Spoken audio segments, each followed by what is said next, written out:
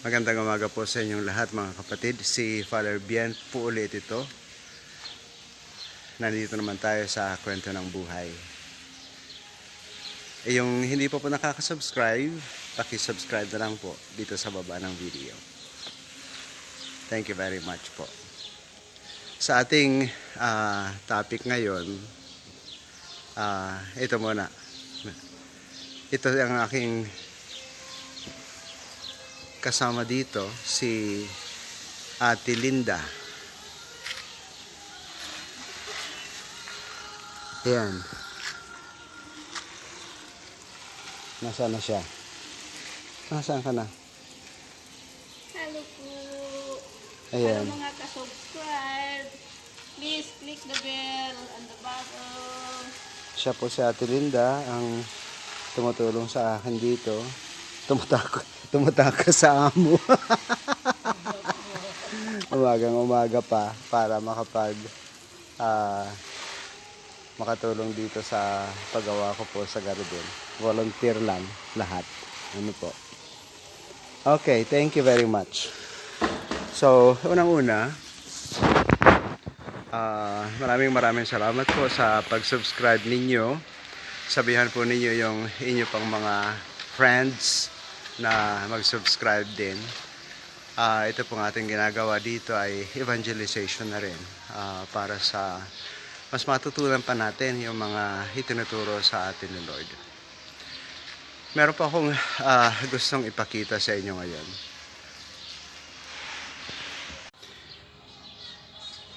Ito po yung aking rose na natutunan ko sa YouTube na cuttings po ito.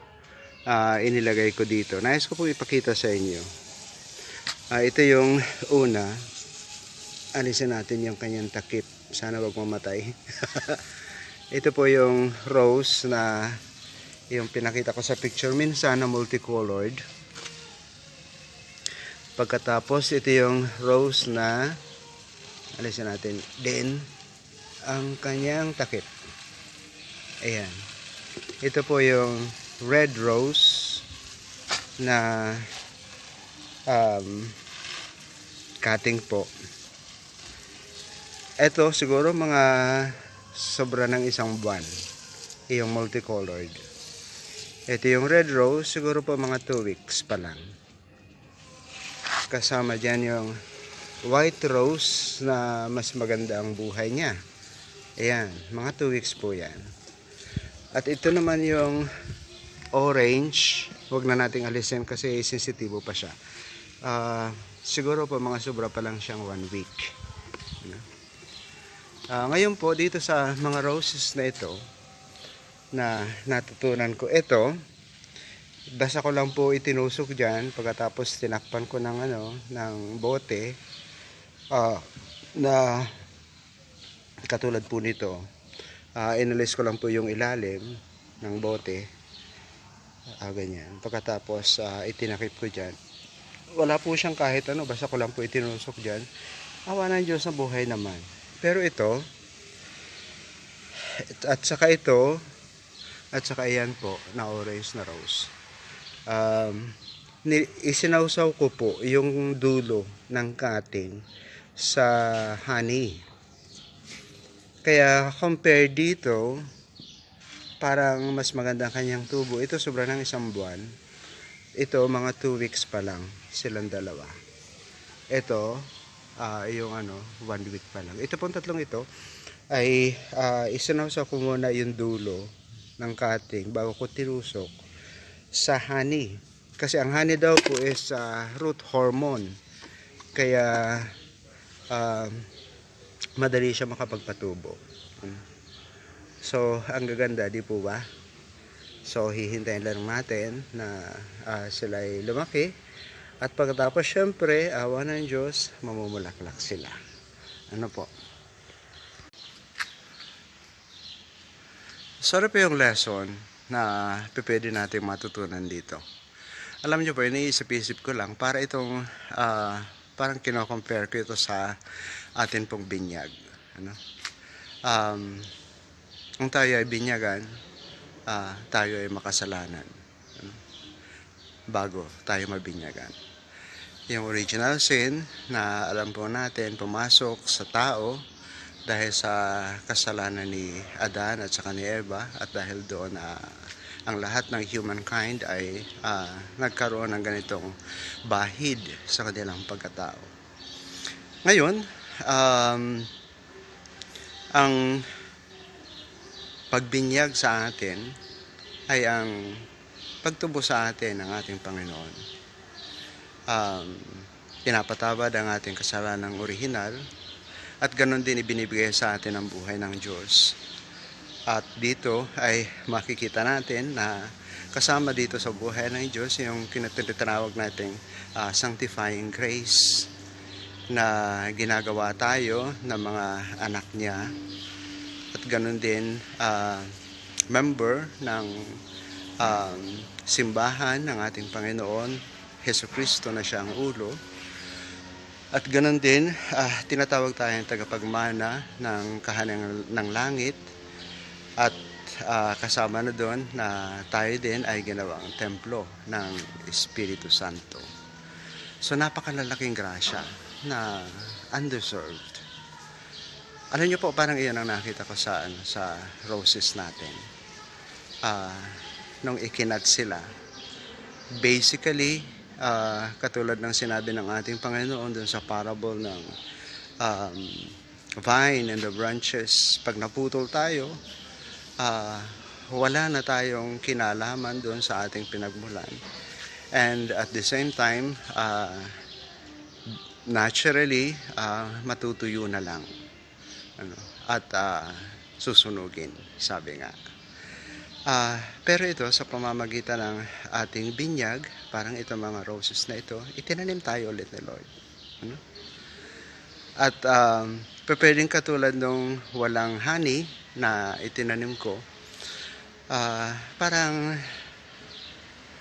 ito yung situation siguro ng mga tao na naturally, meron silang seeds ng gospel sa kanilang puso, pero siguro hindi sila kasama sa ating simbahan. Wala silang benefit ng baptism. Pero nahandyan, makikita po natin sa history na marami ang mga tao na naghahanap sa Diyos. At ganun din, yung mga seeds ng virtues na tinuro sa atin ng ating Panginoon, nasa kanila din. Parang ang kulang na lang sa kanila binyag. Sa tingin ko, yung tawag dito, yung isinawsaw sa honey, yung dulo ng cutting at itinanim. Parang yun yung benefits o kaya graces ng binyag sa atin. Alam niyo po, marami yung tawag dito, sa pagtubo nito, parang sabi natin is yung grace na nahandito sa ating mga puso na ibinigay sa atin ng ating Panginoon, nahandyan siya.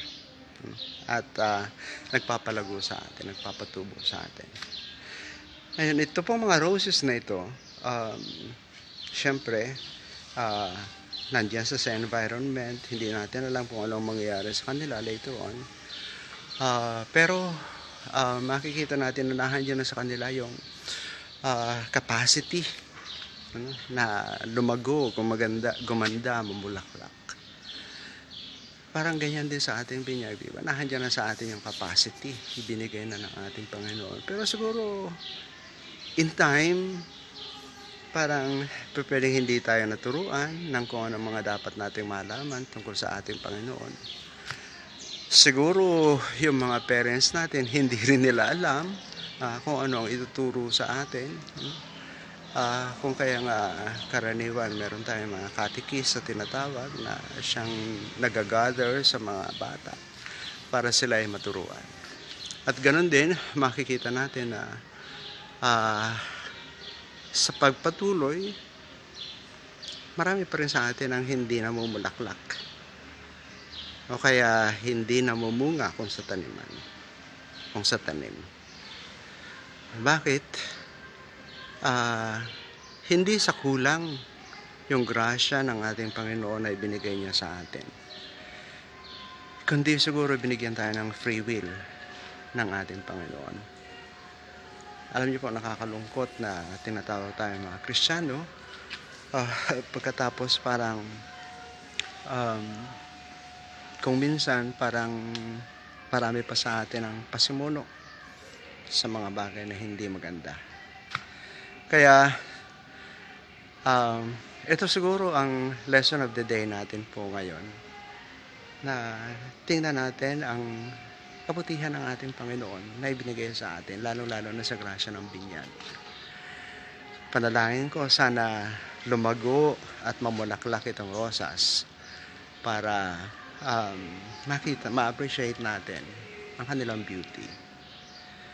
At higit ng panalangin ko po para sa ating lahat ay ma-recognize natin yung mga grasya na ibinigay sa atin ng Diyos sa pamamagitan ng binyag. God loves us very much, really. Nakikita po natin na ang kanyang pagmamahal ay gano'n na lang, na ibinigay niya ang kanyang kaisa-isang anak upang tayo tubusin. Ang challenge sa atin is to live up to the graces of our baptism, to our vows, na sinalo ng ating mga magulang at ng ating mga ninong at ninang, pero hindi na natin natutunan karaniwang panahon. Kung paano ito isa sa buhay. Mga kapatid, ulit, thank you very much for listening. Let us always remember, God loves us very much. Kung meron siyang tinitingnan at talagang mahalaga sa kanyang buhay, sa kanyang sarili, walang iba kundi ikaw at ako. I love you. God bless you. Ingatan po tayo ng ating Panginoon, lalong-lalo na huwag tayo mahawa ng COVID-19. Magandang umaga po ulit sa inyo lahat. Bye-bye. Huwag kalilimutan, subscribe po tayo. Thank you.